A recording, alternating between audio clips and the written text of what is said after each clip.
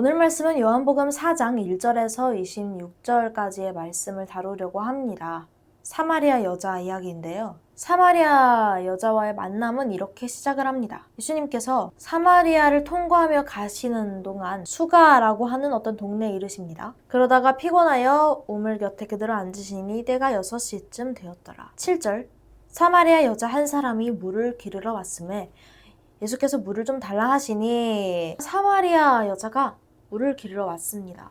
이 여자가 물을 그러면 왜 기르러 왔느냐? 목마름을 해결하기 위해서죠. 현재 여자가 물을 기르기 위해 왔을 때의 상태는 비어있고 물을 필요로 하는, 갈망하는 상태입니다. 그러나 이 목마름은 결코 영원하지 않고 일시적이기 때문에 다시 물을 찾으러 온 거겠죠. 이는 일시적 만족을 위해 살아가는 우리들의 모습을 정말 있는 그대로 잘 보여주고 있는 말씀입니다. 우리는 빠르게 구하고 채운 만족이 사라지면 그것을 다시 똑같은 방식으로 얻기를 반복하며 살고 있습니다. 지금 우리의 삶이 바로 그러하고 예수님께 조금이라도 가까이 있지 않을 때 우리의 모습이 바로 이러한다는 걸 정말 잘 보여주고 있죠. 그래서 예수님께서 물을 좀 달라라고 하십니다. 그런데 사마리아 여자가 이렇게 말해요. 당신은 유대인으로서 어찌하여 사마리아 여자인 나에게 물을 달라 하나이까 하니 이는 유대인이 사마리아인과 상종하지 아니함이로라. 이 여자는 예수님을 알지 못했어요. 예수님을 유대인이라는 그 틀에 맞춰서 보고 예수님의 행동을 해석합니다. 그녀가 이미 알고 있던 사실에 비추어서 보는 것이죠. 이것은 현대를 살아가고 있는 우리의 모습과 같아요. 내 해석과 내 지식, 내가 알고 있는 그러한 것들을 통해서 예수님은 이러하실 것이다 라고 생각을 하는, 그러나 우리가 예수님이라고 생각하고 있던 그 이미지조차 사실은 진짜 예수님의 모습과 거리가 먼 경우를 정말 많이 볼 수 있죠. 그분 자체를 보지 못하고 우리가 알고 있던 지식, 추측만으로 정의를 내리는 그런 우리의 모습과 정말 닮아 있습니다. 그래서 예수님께서 이렇게 말씀을 하십니다. 네가 만일 하나님의 선물과 또 너에게 물 좀 달라 하는 이가 누구인 줄 알았더라면 네가 그에게 구하였을 것이요 그가 생수를 너에게 주었으리라. 한마디로 누구인 줄 몰라서 구하지 못하는 거예요. 그분을 알아보면 그냥 그분께 물을 받는다는 거예요. 그분의 물을 원한다는 거죠.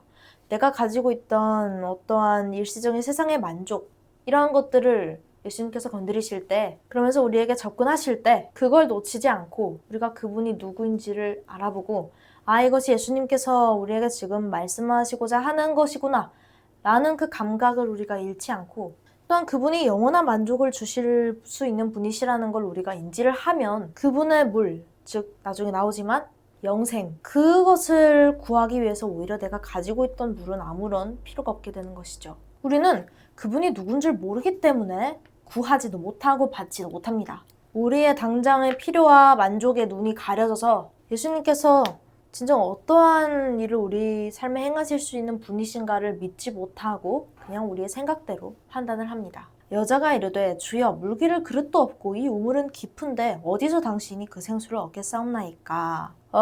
우리가 보기에는 예수님의 방법은 여전히 믿기가 어려운 것 같습니다. 방법이 없어 보여요. 물기를 그릇도 없고 이 우물은 깊은데 어디서 당신이 그 생수를 얻겠사옵나이까. 물기를 그릇, 예수님 뭐 방법이 있으세요? 어디서 얻겠사옵나이까. 저는 다 찾아보았는데 뭐 더 있나요? 어디서 얻으시겠다는 거죠? 방법이 없는데요. 우리는 방법이 그분에게서 나오는 것을 알지 못하기 때문에 그분이 어디서 도대체 어떻게 이걸 해결하실 거지 라고 생각을 합니다. 그러나 어디서라는 말 자체가 성립되지 않아요. 그분이 어디서 찾아가지고 그 방법을 구해다가 주시는 분이 아닙니다. 그분은 그분 스스로에게서 방법을 만들어내시는 분이에요. 그분 자체가 방법이라는 겁니다. 그러나 우리는 이걸 모르기 때문에 그냥 내가 봤을 때 방법이 없다고 여겨지니까 그럴 수밖에 없는 상황이니까 예수님도 당연히 그러실 것이라고 생각을 합니다. 아주 편협하고 부족한 생각이죠. 방법을 만들어내시는, 길을 만들어내시는 분이신 걸 알지 못하고 우리처럼 똑같이 방법을 찾아서 돌아다니시며 둘러보시고 살펴보시는 그러한 예수님으로밖에 우리는 받아들이지 않고 있는 것이죠. 이 사마리아 여자에게 물을 얻는 것, 즉 만족을 줄 수 있는 유일한 수단은 바로 물기를 그릇을 가지고 우물에서 물을 얻는 것입니다. 그게 사마리아 여자가 아는 방법이었고, 그렇기 때문에 어떻게 어디서 찾죠? 이건 그냥 우리의 모습을 그대로 보여주고 있습니다. 그러나 방법을 안 알려주세요. 대신 이렇게 말씀을 하십니다. 이 물을 마시는 자마다 다시 목마르려니와 내가 주는 물을 마시는 자는 영원히 목마르지 아니하리니 내가 주는 물은 그 속에서 영생하도록 솟아나는 샘물이 되리라. 영생의 물에 대해서 말씀을 하시죠. 성령님께서 우리 안에 오셔서 샘물이 되는, 즉 그분이 우리의 영혼을 채우실 것이다. 예수님으로부터 얻은 것이 그냥 계속 얻어드는 것이 아니라 살아있어서 그 자체로 생명력이 있어서 우리 안에 거하시면서 우리 영혼에서부터 우러나오는 그 만족으로, 그 평화로 계속 영원토록 채우실 것이다 라는 약속을 하십니다. 그런데 여자는 또 이렇게 이야기를 합니다. 주여, 그런 물을 내게 주사 목마르지도 않고 또 여기 물기르러 오지도 않게 하옵소서.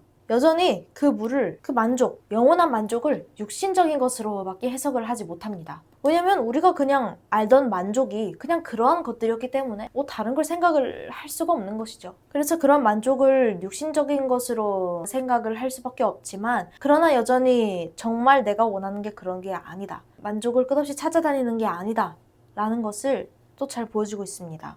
또 여기 물기르러 오지도 않게 하옵소서라고 이야기를 하고 있다는 거죠. 만족을 찾아다니는 것을 멈추고 싶어하는 것을 볼 수 있습니다. 그래서 딱 여기까지가 많은 이들이 겪고 있는 현 주소를 이야기하고 있는 거라고 생각합니다. 만족을 찾아다니는 것을 멈추고 싶지만, 그러나 그 만족의 개념이 아직까지는 육신적인 것에 그쳐 있다라는 그러한 점에서요. 그런데 예수님께서는 또 대답을 구체적으로 해주시지 않습니다. 대신 이렇게 말씀을 하십니다. 이르시되 가서 네 남편을 불러오라. 여자가 대답하여 이르되 나는 남편이 없나이다. 예수께서 이르시되 네가 남편이 없다 하는 말이 옳도다. 너에게 남편 5이 있었고 지금 있는 자도 네 남편이 아니니 네 말이 참되도다. 예수님께서 여자의 가정사를 말씀하십니다. 이는 다 알고 있다는 걸 보여주시는 대목이죠. 여자의 모든 것, 부끄러운 것, 숨기고 싶은 것까지 알고 계신다는 겁니다. 우리가 하고 있는 방황에 대해서도 아시고, 우리가 현재 겪고 있는 문제들, 우리의 결핍, 또는 우리가 무엇 때문에 무엇으로 만족을 채우고 싶어 하는지까지를 알고 계신다는 것을 가장 잘 보여주고 있는 부분입니다. 그냥 나 너에 대해서 다 알고 있어, 단순히 이런 얘기가 아니라 부끄러운 것, 숨기고 싶어 하는 것, 내 영혼의 근본적인 문제, 결핍, 또는 왜 만족을, 어떤 만족을 찾고 싶어 하는지를 다 알고 있다는 걸 말씀을 하십니다. 왜 여기서 말씀을 하셨느냐? 그러한 문제들, 결핍들을 알고 계신다는 것은 예수님께서 영혼들의 갈망을 아신다라는 말이 되고, 그렇기 때문에 그거를 채우실 수 있다라는 말이 됩니다. 영원한 만족을 줄 수 있는 이유는 우리의 결핍이 정확히 어디에 있으며 무엇 때문인지를 알고 계시기 때문에 우리에게 영원한 만족을 주실 수 있는 거죠. 내게서 오는 만족은 영원하며 더는 목마르지 않을 것이다. 너에게 이러한 결핍들이 있지만, 너에게 이러한 인생의 복잡한 발자국들이 있지만 내가 그걸 알고, 그렇기 때문에 나는 너에게 무엇이 필요한지 잘 알고 있어. 그러니 내가 주는 이 물을 마시면 영원한 만족, 진정한 만족, 사라지지 않는 만족을 얻을 수 있을 거야. 내가 주는 물은 바로 그러한 물이야 라고 정확하게 이야기를 하고 계시는 겁니다. 그러면 우리는 이렇게 말씀하시는 하나님께 어떻게 나아가야 할까요? 어떻게 그러한 물을 받을까요? 이게 관건이죠. 그 부분에 대해서 여자가 이런 질문을 합니다. 우리 조상들은 이 산에서 예배하였는데 당신들의 말은 예배할 곳이 예루살렘에 있다 하더이다. 예수께서 이르시되 여자여, 내 말을 믿으라. 이 산에서도 말고 예루살렘에서도 말고 너희가 아버지께 예배할 때가 이르리라. 아버지께 참되게 예배하는 자는 영과 진리로 예배할 때가 오나니 곧 이때라. 아버지께서는 자기에게 이렇게 예배하는 자들을 찾으시니라. 하나님은 영이시니 예배하는 자가 영과 진리로 예배할지니라. 정말 완벽한 말씀입니다. 우리가 예수님께 나아가는 것, 즉 아버지께 예배하는 것, 예배라는 건 단순히 어떤 종교적인 행위를 말하는 게 전혀 아니라 그 본질적으로는 예수님께 1대1로 나아가는 것, 나의 본질을 알고 또 예수님과의 어떤 그런 인격적인 관계를 형성하는 것 자체가 예배예요. 어떠한 자들을 찾으신다고요? 영과 진리로 예배하는 자들을 찾으신다라고 합니다. 이게 우리가 예수님께 가장 잘 나아갈 수 있는 방법이에요. 예수님께서 유일하게 받으시는 방법입니다. 예배하는 자가 영과 진리로 예배할지니라. 왜? 하나님은 영이시니. 어느 곳에 계시는 분이 아니에요. 그래서 그분을 따라서 예배하러 가야 되는 분이 아닙니다. 우리가 교회에 예배를 하러 가지만 그게 하나님이 있는 곳으로 가는 개념이 아니라, 하나님은 영이시고 어디에나 계시기 때문에 우리가 하나님께 나아가기 위해서 어떠한 조건, 제약 이런 거에 국한될 필요가 전혀 없다는 거죠. 영이라는 것은 보이지 않는다라는 거예요. 영과 진리로 드리는 예배는 보이지 않아요. 보이는 게 예배가 아닙니다. 보이지 않는 나 자신과 하나님과의, 예수님과의 그런 일대일적인 그 관계 자체가 예배예요. 그렇기 때문에 영과 진리로 예배하는 자들을 찾으신다라고 하나님께서 말씀하신 것은 우리가 그냥 그렇구나 하고 지나갈 대목이 전혀 아니에요. 바로 이게 예수님께서 받으시기를 원하시는 예배의 모습 그 자체입니다. 보이지 않는 예배는 오직 영이신 하나님께만 드릴 수 있는 예배입니다. 또한 하나님께서 받으시는 유일한 예배이기도 합니다. 제 생각에는 이 마틴 루터가 한 개혁처럼 거의 그러한 수준의 개혁이 지금 현대 한국 교회에 일어나야 한다고 봅니다. 저는 영이신 하나님께 가장 가까이 나아가는 방법은 어떤 다른 부가적인 무언가가 필요한 게 아닙니다. 그냥 아무것도 없는 우리의 존재 자체로 나아가는 겁니다. 우리의 영으로, 우리의 안에 계시는 성령님의 인도하심을 따라서 그 인도하심대로 우리의 진정한 존재 자체로 하나님께 나아가는 것, 나의 있는 그대로 나아가는 것, 다른 어떠한 것과 함께 예배를 하려고 하지 말아야 해요. 뭐가 필요하고 뭐 구체적으로 말씀은 안 드리지만 어떤 형식이 있어야 되고 그런 것은 영으로 드리는 예배가 아니에요. 영은 우리의 가장 진심으로 드리는 예배입니다. 우리의 참된 마음, 어떤 거짓됨이나 꾸밈이 아니라 그냥 우리의 있는 그대로의 마음, 그걸로 예수님께 나아갈 때 정말 참된 예배가 될 수 있겠죠.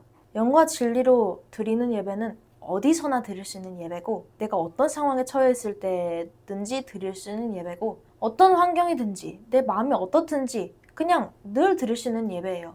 내 기분, 내 상황 이런 거에 전혀 구애받지 않는 예배고, 오히려 내가 느끼는 게 그때그때 다를 때마다 그거에 맞는 예배를 우리는 드리게 될 수 있는 거예요. 그래서 우리가 예배라고 할 때 너무 이 종교적인 거에 너무 물들어 있는 것 같아요. 이것에서 좀 벗어나려고 하는 노력이 필요합니다. 하지만 우리는 그런 거에 대해서 많이 배우지 못했어요. 메시아 곧 그리스도라 하는 이가 오실 줄을 내가 아노니 그가 오시면 모든 것을 우리에게 알려주시리이다. 예수께서 이르시되 내게 말하는 내가 그라 하시니라. 지금 말하는 그분이 예수님이시라는 거예요. 이미 이야기하고 계시는 분이 예수님이라는 거예요. 그분은 계속 우리 곁에 계셔오셨고 지금도 우리 곁에 계십니다. 그리고 이렇게 말씀을 하십니다. 지금 말하고 있는 내가 바로 그다. 우리는 이제 그 사실을 깨닫고 믿어야 합니다. 아, 지금 내게 말씀을 하고 계시는 분이 바로 예수님이구나.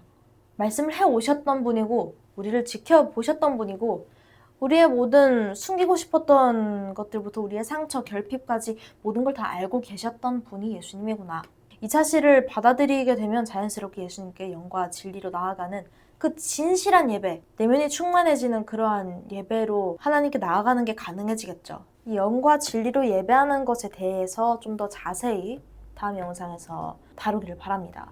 우리가 잘못된 것들은 고치고 얻어가야 할 점들은 더욱더 얻어가는 그러한 예배에 대한 배움이 많이 부족해요. 저를 포함해서. 그렇기 때문에 예배 개념을 정말 재정비하는 게 매우 필요한 시점입니다. 그렇기 때문에 다음 영상에서는 이 예배에 대한 부분을 더 심도 있게 다루기를 원하고요. 그래서 결론! 그분이 예수님만이 우리의 유일한 만족과 해결 방법이 되어주시는 분이시며 그분께 나아가는 것은 우리가 지금 당장 할 수 있다. 그분은 지금 이 자리에 계신다.